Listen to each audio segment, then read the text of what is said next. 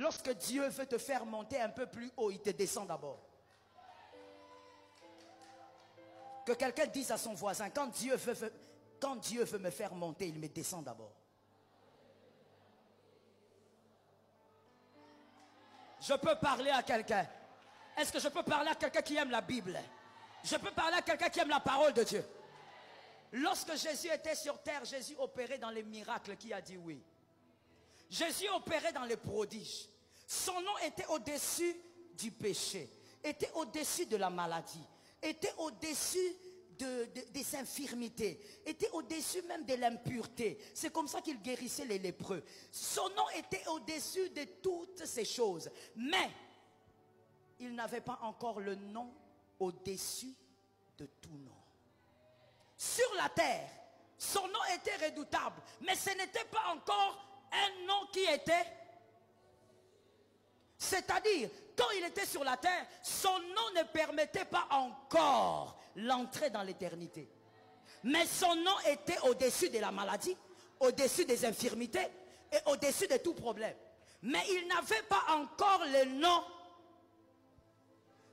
Quand il devait recevoir le nom au-dessus de tout nom, là maintenant Dieu lui dit, ça c'est une autre dimension. Ça il faut un autre abaissement. Quand tu guéris les malades, Jésus, tu es debout, tu déclares, les gens sont guéris. Quand tu veux faire marcher les paralytiques, Jésus, tu parles, les paralytiques marchent. Mais pour avoir le nom au-dessus de tous les noms, il ne faut pas avoir la tunique. Il faut rester nu sur la croix. Je dis à quelqu'un, plus Dieu t'abaisse, l'élévation s'annonce. Dieu a abaissé Jésus. A voulu qu'il meure nu sur la croix. Quand on vous montre là qu'il a les vêtements, ce sont des mises en scène. Jésus n'est pas mort avec des vêtements.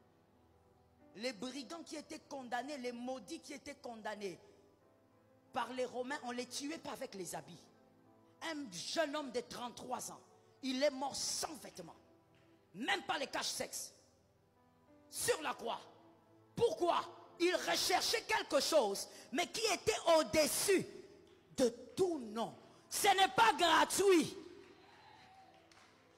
Jésus ne nous a pas donné que le salut. Il a reçu une gloire qui n'était pas gratuite. Je dis à quelqu'un, lorsque tu es dans l'abaissement, lorsque tu es dans la cendre et que quelqu'un se moque, quelqu'un te critique, il ne connaît pas Dieu. Celui qui connaît Dieu sait que ce qui t'arrive est une prophétie qui n'a pas besoin d'examination. La parole de Dieu dit, examinez toute prophétie. Mais l'humiliation que Dieu permet est une prophétie qui n'a pas besoin d'examination. Quand ça t'arrive, certainement, si tu gardes la bonne attitude, tu saisiras la gloire. L'humiliation que tu vis, on n'est que l'annonce à une gloire. Ça tombe sur toi, tu as la foi. Pendant que je parle, ne pense pas à ton voisin, ne pense pas à la maison, pense à ta vie. Jésus est en train de te parler de ta propre vie. Est-ce que quelqu'un m'entend bien? Voilà pourquoi j'ai l'habitude de te dire, fais attention aux fausses compassions. Tu n'en as pas besoin. Que quelqu'un vienne là commencer à pleurer avec toi. Tu n'as pas besoin de pleurer. Essuie tes larmes et ne pleure plus pour cette affaire-là. À chaque fois que ça fait mal, commence à louer le Seigneur. À chaque fois que tu sens le fardeau de l'humiliation, commence à célébrer Dieu. Je peux dire quelque chose. Écoute bien. Quand une femme est enceinte, elle est heureuse parce qu'elle est enceinte malgré les douleurs. Oui ou non? Quand une femme est enceinte, elle est heureuse de l'être malgré les douleurs. Mais si toi tu n'as jamais connu ce que c'est une grossesse, tu vas dire, comment ton ventre grossit comme ça? Pitié, hein? Tu souffres de quelle maladie? Celui qui s'étonne de ta grossesse et qui pense que c'est la maladie, il est ignorant ou il est un connaisseur. Celui qui est en train de te moquer de ton humiliation est un ignorant, ne sachant pas qu'après cela, il y a la gloire.